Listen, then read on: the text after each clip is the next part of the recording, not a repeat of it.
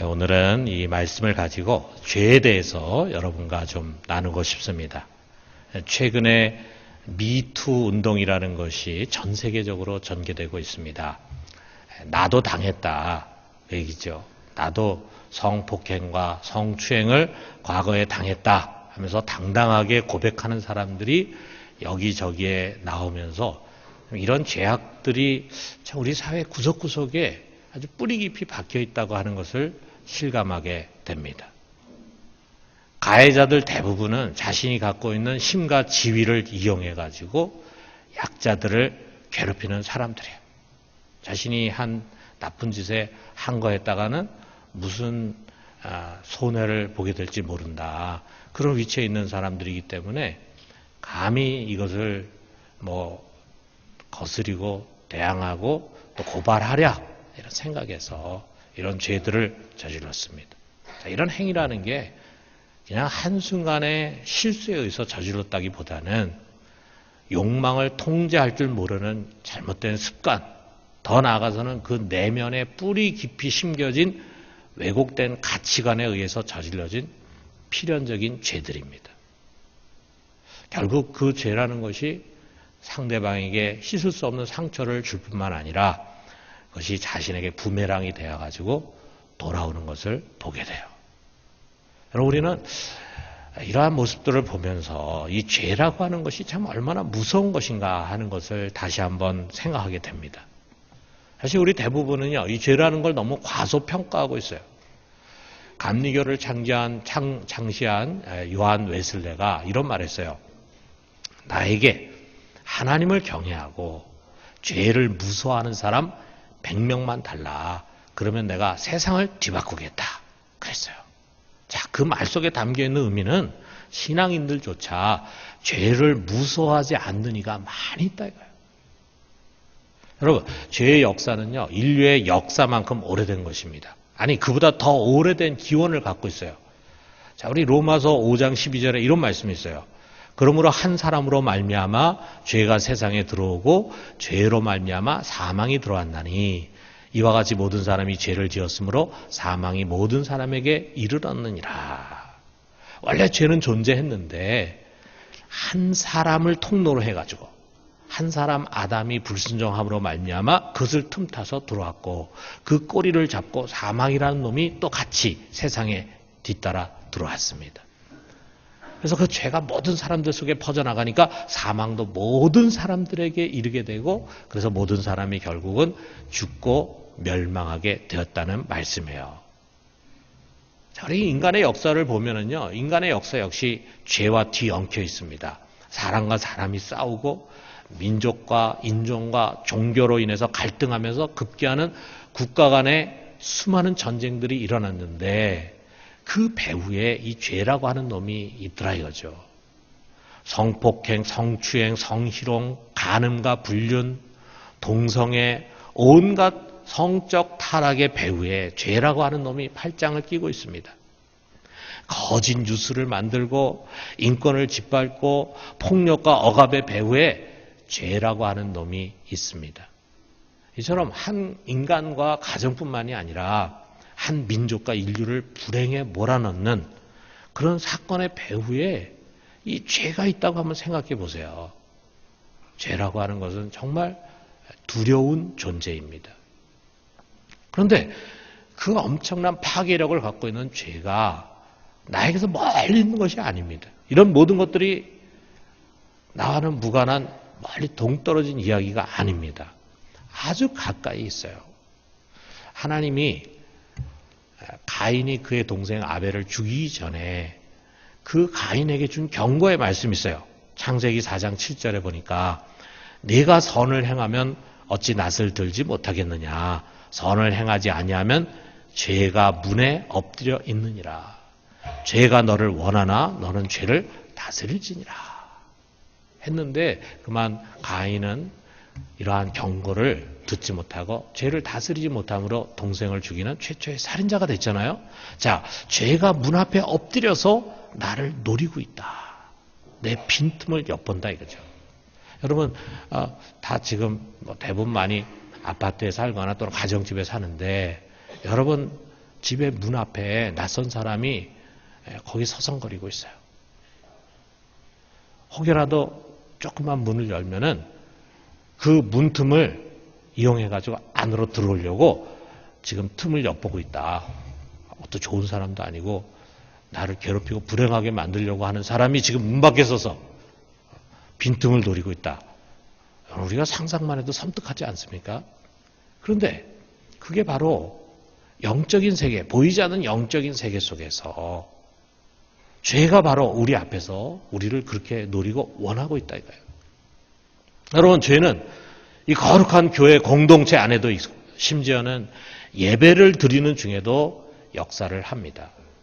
예배를 드리면서도 마음속에 누군가에 대해서 복수의 칼을 갈 수가 있어요. 가인처럼 누구를 죽이고 싶을 만큼 미워하고 시기할 수 있어요. 탐욕으로 가득 찬 마음을 끌어안고 예배를 드릴 수 있습니다. 죄라고 하는 것은 정말 무서운 놈입니다. 우리나라에서 1990년에 범죄 전쟁을 대통령이 선포했어요. 그러면서 대대적으로 범죄 조직을 소탕한 적이 있습니다. 저는 오늘 우리 온 교우들과 함께 죄와의 전쟁을 선포하고 싶습니다. 여러분, 우리 삶의 구석구석에 숨겨진 모든 죄, 그것을 다 벗어버리고 다시 거룩한 길로 돌아갑시다. 오늘 주님께서 우리를 그런 거룩한 길로 돌아오도록 부르십니다. 여러분, 우리가 죄와의 전쟁을 선포하는데 전쟁이라는 것이 그냥 대충 싸워야 되겠다 하면은 반드시 지게 돼 있어요. 히브리서 12장 4절에 우리가 어떻게 죄와 싸워야 되는가라고 하는 걸 가르칩니다. 너희가 죄와 싸우되 아직 피 흘리기까지는 대항하지 아니하고. 무슨 말입니까? 피 흘리기까지 죄와 싸워야 된다. 피 흘려서라도 내가 이 죄를 물리쳐야 되겠다라고 하는 그런 각오를 갖고 죄와의 전쟁을 벌여야 된다라고 하는 것입니다. 오늘 우리가 아까 읽은 이 성경은요, 먼저 누군가의 질문에서 시작이 됩니다. 1절에 보니까 그런즉 우리가 무슨 말을 하리요? 은혜를 더하게 하려고 죄에 거하겠느냐? 자, 이게 무슨 말이냐 하면요, 바울이 요 6장 바로 앞에서 이런 이야기를 합니다. 죄가 더한 곳에 은혜가 더욱 넘쳤다. 아주 유명한 말을 했어요. 죄가 더한 곳에 하나님의 은혜가 더 넘쳤다. 자, 그렇게 얘기를 하니까 누군가 이런 반문을 하는 거야. 아, 죄가 더 많으면 은혜가 더 크다고요? 그러면 죄를 좀 더 짓지 뭐. 자, 이렇게 반문할 수 있다 이거죠. 자, 우리가 자세한 해석은 뒤로 하고 이 질문 속에 숨겨져 있는 그 안이한 태도를 우리가 좀 생각해 봐요. 아, 죄를 지어도 되겠구나. 아, 죄에 좀 더 머물러 있어도 되겠구나. 라고 하는 그런 생각이 우리로 하여금 죄에게 지게 하는 가장 큰 원인 중에 하나입니다. 죄가 너무 달콤해요. 여러분, 죄라고 하는 것이 무시무시하고 그리고 더럽고 그리고 괴롭고 그런 거라면 누가 죄를 지으려고 하겠어요. 그런데 죄는 달콤합니다. 달콤한 거 싫어하는 사람이 누가 있겠어요. 그리고 그 죄라는 것이 말이죠, 그 죄로 인해서 얻게 될 것이 굉장히 크다는 그런 생각을 우리에게 주는 거예요. 내가 이것을 하면은 굉장히 큰 것을 얻게 된다. 자, 최초의 죄를 아담이 지을 때, 하와가 지을 때 마귀가 뭐라고 했습니까? 내가 이것을 먹으면은 내 눈이 밝아져 가지고 내가 하나님처럼 될 거다. 이 죄를 지으면 하나님처럼 될 거다. 라고 하는 생각을 집어넣어 준다 이거예요. 죄가 너무 달콤하고 이것을 하게 되면은 굉장히 큰 것을 얻게 된다고 하는 그런 생각 때문에 어떤 구실을 만들어서도 죄를 짓는 나를 합리화하려고 하는 생각을 가질 수가 있어요. 내가 이번에 마지막으로 한탕하고 그 다음에는 다시는 내가 이것을 안 하면서 손을 깨끗이 씻겠다. 그렇게 하면서 한탕 죄질을 짓는 것을 정당화하려고 합니다. 이게 뭐 나만 이렇게 하는 건가? 누구나 다 하는 관행인데, 우리 사회가 다 하고 있는 관행인데 라고 하면서 자기 스스로에게 면죄부를 주는 거예요. 이것은 하나님을 위한 거고 우리 한국 교회를 위한 거고 기독교를 위한 것이다 라고 하면서 거짓으로 조작한 영상을 유포시키는 거예요. 그것이 거짓말이라는 걸 본인이 알고 있어요. 그런데 하나님을 위한 것이다 라고 하는 것으로 자기를 합리화시키는 거예요. 그리고 그것을 막 퍼뜨립니다. 이 돈으로 내가 구제도 좀 많이 하고 선교헌금도 좀 많이 드려야지 라고 하면서 손대서는 안 되는 부정한 돌에 손을 대. 결국 자기의 탐욕을 만족시키게 되는 거예요. 이렇게 우리가 알게 모르게 우리 삶의 자리에서 죄에 대한 경각심을 갖고 그 죄를 두려워하는 것이 아니라 죄를 합리화합니다. 심지어는 우리가 믿는 하나님 아버지의 자비하심을 악용을 해요. 우리 하나님은 자비 하나님이고 용서의 하나님이시니까 내가 지금 이거 꼭 하고 싶은데 내가 여기서 지금 발을 빼기 어려운데 하나님 용서해 주시겠지. 내가 이미 구원의 약속을 받은 사람이니까 뭐 이 정도 죄로 지옥 가지 않겠지. 그렇게 해서 오히려 하나님의 은혜가 죄의 도구가 되는 거예요. 하나님의 그 고귀한 은혜를 싸구려 은혜로 만들고 값싼 은혜로 전락시키는 것입니다. 자, 이런 것들이 알게 모르게 우리들 속에 잠재해 있습니다. 여러분, 오늘 우리는 이 간사하고 교활한 마음을 내려놓고 이 말씀에 귀를 기울여요. 바울이 뭐라고 대답합니까? 2절에 보니까 그럴 수 없느니라. 죄에 대하여 죽은 우리가 어찌 그 가운데 더 살려. 결코 그럴 수 없다. 어떤 이유에서건 우리는 죄를 가까이해서는 안 된다. 왜?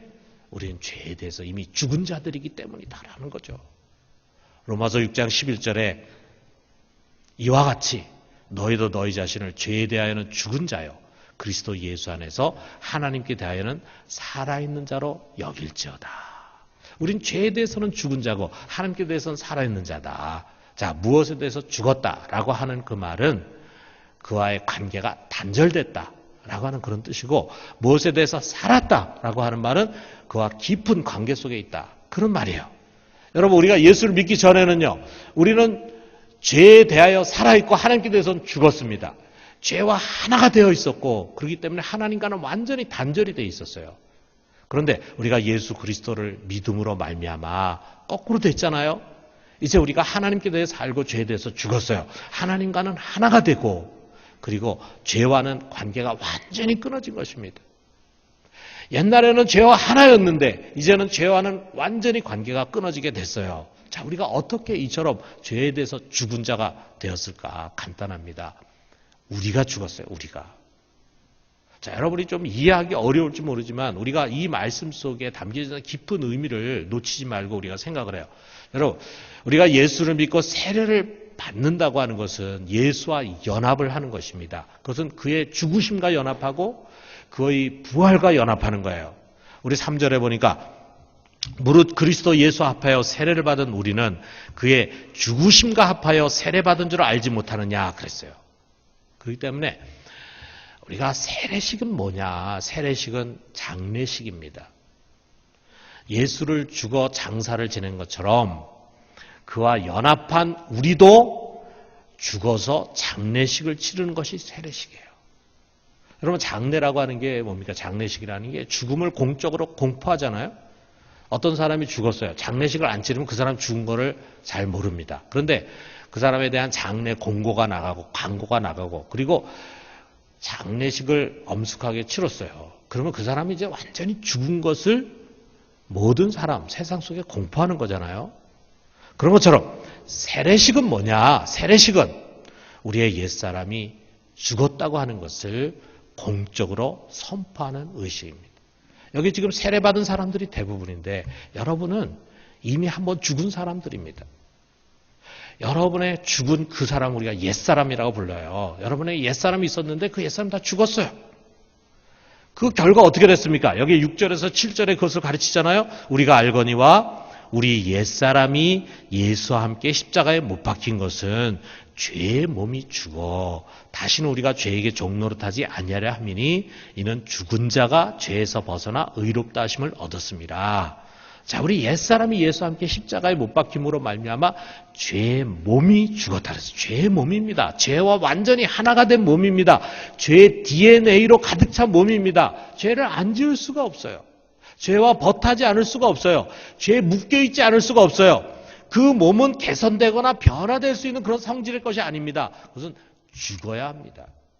그래서 십자가에서 우리의 옛사람이 예수와 함께 죽었어요. 죽었기 때문에 그 죽은 자를 죄가 이제 다시 또 지배할 수가 없어요. 이것이 그 다음 장인 로마서 7장에서 비유를 통해서 소개되는데, 어떤 여자가 아주 못된 남편하고 사는데 그 못된 남편으로부터 어떻게 해방될 수 있느냐. 그 여자가 죽어서 사망 신고하면은 옛 남편에게서 해방이 되는 거다. 그것처럼 우리가 어떻게 죄와 율법에서 해방이 될 수 있느냐. 죄와 율법에 대해서 죽으면 된다. 우리가 죽으면 된다라고 하는 거예요. 그래서 우리가 예수와 함께 죽어서 죄와 무관한 존재가 됐습니다. 근데 그것으로 끝이 아니에요. 예수가 부활하신 것처럼 우리도 또한 그와 함께 부활하는 것입니다. 여기 4절에서 5절이 그것을 말씀하는데, 그러므로 우리가 그의 죽으심과 합하여 세례를 받음으로 그와 함께 장사되었나니 이는 아버지의 영광으로 말미암아 그리스도를 죽은 자 가운데서 살리심같이 우리로 또한 새 생명 가운데서 행하게 하려 함이라. 만일 우리가 그의 죽으심과 같은 모양으로 연합한 자가 되었으면 또한 그의 부활과 같은 모양으로 연합한 자도 되리라. 우리는 예수와 함께 연합해서 그와 함께 죽었고, 그리고 하나님께서 그리스도를 살리신 것처럼 우리로 또한 다시 새로운 생명으로 살아나서 이제 영원히 살 수 있도록 하신 것입니다. 여러분, 우리의 죄의 몸이 죽었습니다. 그러면서 새로운 생명으로 다시 태어났어요. 그렇기 때문에 우리 모든 그리스도인들은 거듭난 새로운 피조물들입니다. 자, 고린도후서 5장 17절에 우리가 잘 아는 말씀 있잖아요. 같이 한번 읽어봅시다. 그런즉 누구든지 그리스도 안에 있으면 새로운 피조물이라. 이전 것은 지나갔으니 보라 새 것이 되었도다. 우리 다 거듭났습니다. 옛사람은 죽고 새로운 피조물로 태어났어요. 그런데 이 새로운 피조물은 이제는 죄와는 완전히 무관한 존재. 그것은 죄의 유혹도 받지 않고 죄도 범하지 않는 그런 사람이다. 그런 뜻이 아닙니다. 더 이상은 죄의 종이 아니다. 더 이상 죄가 우리를 지배할 수 없고 더 이상 죄가 우리를 주장하지 못해. 그래서 14절에 보니까 죄가 너희를 주장하지 못하리니 이는 너희가 법 아래 있지 아니하고 은혜 아래 있음이라. 옛날에는 죄와 우리가 갑과 을의 관계였어요. 죄가 갑이고 우리가 을이라서 우리가 마음껏 죄로부터 도망갈 수가 없었어요. 그런데 이제는 더 이상 갑과 을의 관계가 아니에요. 은혜 아래에 있는 우리들에게 죄의 세력은 현저히 약화됐습니다. 그러므로 우리가 어떻게 해야 됩니까? 이제는 죄와 제대로 싸워야 돼요. 예전에는 굴종했지만 이제는 우리가 싸움을 선포하고 싸우는 것입니다. 그래서 12절에서 13절에 그러므로 너희는 죄가 너희 죽을 몸을 지배하지 못하게 하여 몸의 사욕에 순종하지 말고 또한 너희 지체를 불의의 무기로 죄에게 내주지 말고 너희 죽을 몸을 죄가 다시 지배하지 못하게 하라. 여러분, 이 말씀을 한번 생각해 보세요. 우리는 분명 죄에 대해서 죽었고 죄와 무관한 존재가 되었지만 죄는 끊임없이 또다시 우리를 지배하고 싶어 합니다. 그리고 그 통로로 사용하는 것이 뭐냐면 우리 몸의 사욕이에요. 우리의 몸은 아직 성량되지 못했기 때문에 여전히 욕구가 있어요. 욕망이 있어요. 여러분 그거 다 아실 거예요. 다 느낄 거예요. 우리 속에 아직 욕망이 살아 있습니다. 베드로는 이걸 뭐라고 표현했냐면요. 베드로전서 2장 11절에 보니까 영혼을 거스러 싸우는 육체의 정욕이에요. 여러분의 저나 우리의 살아있는 영혼, 속량된 우리 영혼은요, 하나님을 찬양하고 하나님 높이고 바르게 살고 의롭게 살고 거룩하게 살려고 합니다. 그런데 그것을 거스려서 싸우는 육체의 정욕이 또 우리 속에 있어요. 누구에게나 다 있습니다. 죄는 바로 그 육체의 정욕을 유혹하고 뒤흔들어서 그래서 결국 우리로 하여금 죄를 짓게 하고 우리의 이 지체를 하나님의 소중한 지체, 하나님의 소중한 도구를 자신의 불의의 무기로 사용하려고 하는 것입니다. 그래서 어떤 일이 일어납니까? 믿는 자들 속에 온갖 스캔들이 일어나는 거예요. 교인들 속에, 교회 중직자들 속에, 교회 목회자들 속에 스캔들이 일어나 교회에 망신을 줍니다. 세상의 조롱거리가 되게 합니다. 하나님의 영광을 가려요. 많은 사람들에게 시험을 줘서 그들로 하여금 믿음을 떠나가게 해요. 그리고 하나님 나라를 위축시키려고 하는 것입니다. 죄의 관점에서 본다면 할 만한 장사잖아요. 교회 목회자 하나를 뒤흔드니까, 그래가지고 죄짓게 하니까, 막 교회가 막 들썩들썩 하면서, 교회뿐만이 아니라 세상 사람들 손가락질 하면서 기독교에 등을 돌리게 만드니 얼마나 좋습니까? 이게 죄의 계략이라 이거예요. 여러분, 죄에 대해서 이미 죽은 성도가 다시 죄를 범하는 것은 마치 수술해서 제거해버린 암덩어리를 끌어들이는 것과 같아요. 막 온몸이 암으로 뒤덮여서 암 말기인데, 그래서 가망성이 전혀 없는데 아주 탁월한 의사가 아마 기가 막히게 수술을 해가지고 암을 다 제거했습니다. 그리고 살렸어요. 기적이 일어난 거죠. 그런데 그렇게 기적으로 살아난 그 환자가 다시 암을 끌어들여서 재발시킨다? 얼마나 어리석은 것입니까? 의사가 병을 다 치료한 다음에 말해요. 당신에게 문제는, 당신이처럼 암이 생긴 문제는 당신 담배 때문에 담배가 암을 유발하는 가장 무서운 적입니다. 끊으셔야 됩니다. 꼭 끊으세요. 그러지 않으면 또 재발합니다. 경고를 했어요. 그럼 여러분 끊어야 되지 않겠습니까? 그런데 이제는 다 낫고 살만하니까 마음이 안이해져. 벽장 속에 숨겨놓은 아주 비싼 외제 담배 한 보루가 생각이 나. 이게 아까워요. 그래서 생각합니다. 요거까지만 다 피우고는 딱 끊자. 그 사람은 못 끊습니다. 그걸 다 버렸어. 그런데 재떨이만 남겨뒀어요. 재떨이 왜 남겼습니까? 내가 지금 20살 때부터 담배 피워가지고 지금 60살 될 때까지 40년 동안 이 재떨이와 동고동락을 했는데 내 인생의 기념품으로 좀 남기고 싶습니다. 그건 기념품이 아니고 유혹물이 됩니다. 그거 볼 때마다 마음이 약해져. 여러분, 이런 유약한 태도로는 죄를 끊지 못하죠. 그것은 피 흘리기까지 싸우려고 하는 자세가 아닙니다. 여러분, 우리 주위에서 이 암이라고 하는 수렁에서 완전히 벗어난 사람들의 공통점 보면은요, 끊어야 할 것을 단호히 끊는 것입니다. 암의 원인이 되는 음식 있잖아요. 기호식품 있잖아요. 습관 있잖아요. 그걸 끊어내는 거예요. 뭐 갑자기 어떤 뭘 잘못 먹어가지고 암이 생기는 경우도 있겠지만 대부분의 사람들의 경우에는 암이 생기는 원인이 있잖아요. 먹어서는 안 되는 그런 음식들을 오랫동안 먹고 안 좋은 습관이 있고 이런 것들이 축적돼가지고 그 암이 이제 생겼다 이거죠. 자, 그렇다면 그 암덩어리만 제거해가지고 병이 날 수 없잖아요. 그러한 것을 유발하는 그 습관이라든지 음식을 다 끊는 거예요. 심지어는 그것을 유발하는 사람과의 관계도 끊어. 그 사람을 자꾸 만나게 되면 그거 먹게 되고 그거 먹으면은 내 몸에 다시 또 암이 생길 수 있다. 그럼 그 사람과 아예 만나지를 말아야 돼요. 여러분, 죄도 그렇습니다. 죄가 얼마나 간교합니까? 죄가 얼마나 끈질깁니까? 그리고 그것이 얼마나 치명적인 결과 우리에게 안겨다 줍니까? 그렇다면 우리는 죄와의 전쟁을 단디해야 됩니다. 단디해야 됩니다. 여러분, 오늘 여러분의 손에 칼을 쥐고 여러분의 삶에서 쳐내야 할 것이 무엇인가를 생각을 하십시오. 나를 죄로 유혹하는 그런 모임이라든지 또는 만남이 있다면은 여러분 오늘 이후로 당장 그 만남을 끊으세요. 여러분을 자꾸만 죄로 유혹해가는 그런 친구가 있다면 그 친구와 관계를 끊으세요. 여러분, 죄를 짓게 하는 그런 유혹이나 제의가 자꾸 들어온다면은 여러분 자신이 그리스도임을 선포하십시오. 나는 교회 다니는 사람입니다. 나는 그리스도인입니다. 양심을 쫓아서 거룩한 삶을 살아야 할 신앙인입니다. 저는 이런 곳에 같이 갈 수 없습니다. 저는 이런 일 같이 할 수 없습니다. 여러분이 그렇게 선포를 하면은요, 손해보는 일이 생길 수도 있겠죠. 그렇지만 하나님이 여러분 내려다보고 계십니다. 기특게 하십니다.